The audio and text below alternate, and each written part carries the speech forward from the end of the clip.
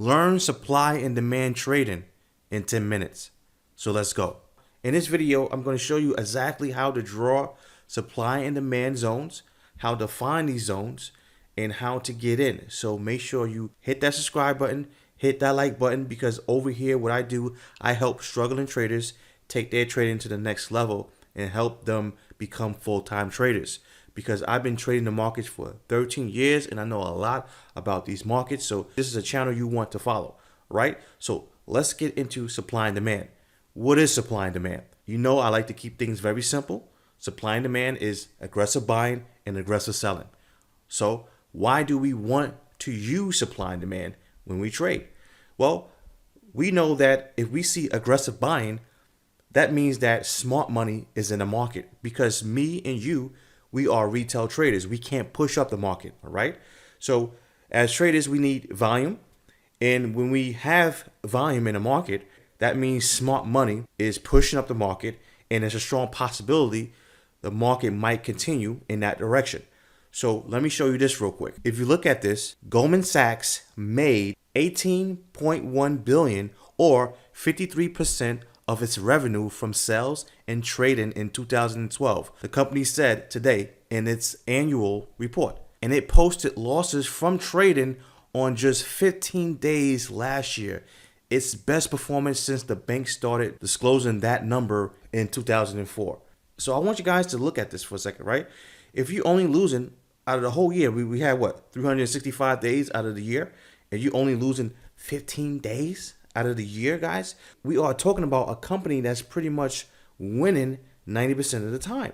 So that's why we want to follow smart money when we look at the charts, because when they push up the market, okay, it's a strong possibility the market might continue in that direction. So let me go to the chart and show you. Okay, so right here, we're going to show you how to draw these zones first.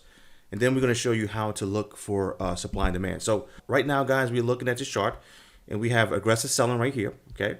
So what I like to do is I like to take the meat of the move. So the candles that's around the zone. Okay. I like to take all those candles and pretty much put the zone, okay, around those candles.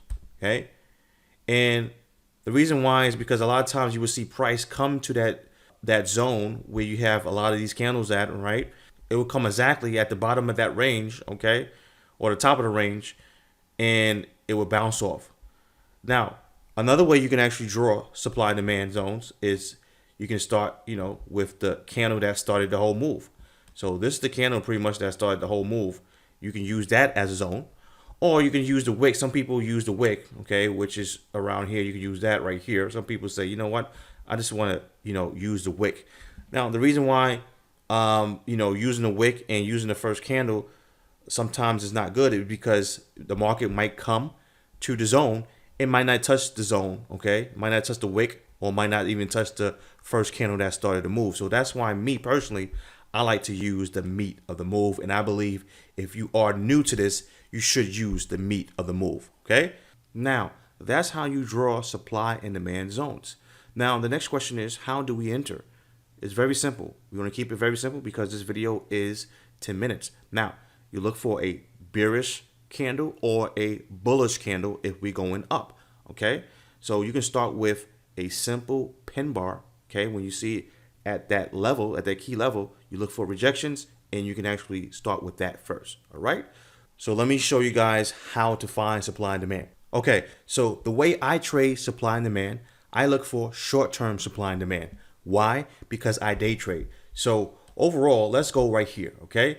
So if you look at this, let me actually go right here and show you real quick.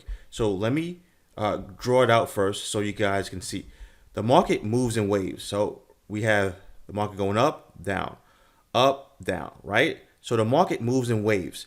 So when I used to study supply and demand, I realized, a lot of traders, they would have their zones so far away to the point where, if I wanted to trade that zone, I would probably have to wait all day to, get one trade. Since I day trade, I want to, have multiple opportunities.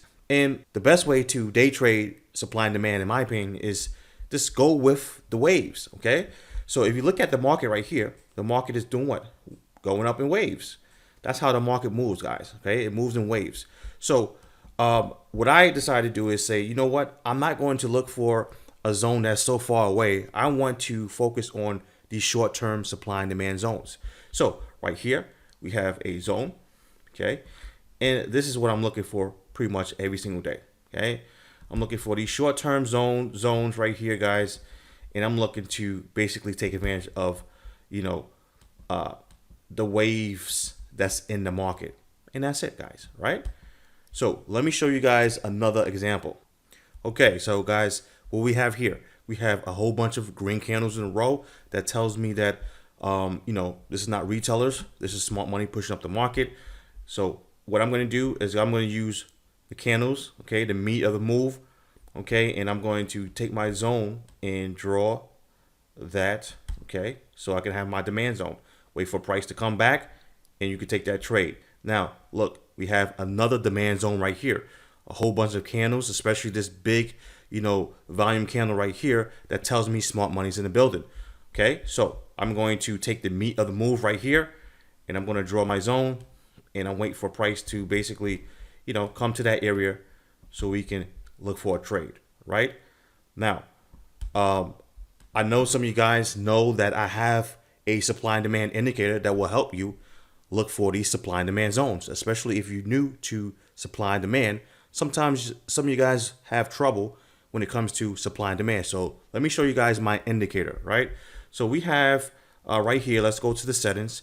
The market is going up, so we're looking for demand, right? So this indicator, you can actually turn on demand and turn off demand when you want to. So let's turn on demand. We have demand right here, okay? You see how we have D, that's for demand. Now, last week I actually had a meeting with my programmer, and he was able to put long and short confirmations on this indicator. So right here, we can go and look for show longs, right? The reason why is because we want to look for buys. Now, let's press OK. Now, notice how this indicator will show you, okay, confirmations when to get in.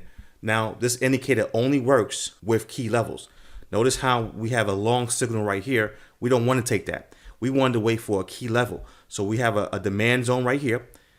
Price came to the key level and show us longs. And that's when you want to say, okay, you know, it's time to get in. And notice how we had that nice profit. Same thing right here. Went long. We had a key level. That's the only time you want to take these confirmations. You don't want to just basically take them on your own. Okay. Now, let me show you guys two more things when it comes to supply and demand. And this is a bonus. Okay, guys. So this is a bonus, right? So let's say that you have two supply or demand zones stacked up. This is the best example I can show you guys right now. But let's say that, you know, these are two zones right here. And we're looking for price to come to this zone right here, and we're looking for this price to come to this zone right here, right? Now, if you see price skip the first zone and go to the second zone, it's a strong possibility price will find resistance at that second zone. So make sure you understand that, right? And let me see the indicator. Let's actually turn on the indicator real quick. And let me see, we're going down. So we're looking for shorts, and we're only looking for supply. And notice how the indicator basically showing us, you know, supply and short signals to get in the market, right? Okay, so let me show you guys one more thing before we wrap this up. Okay, guys, another bonus.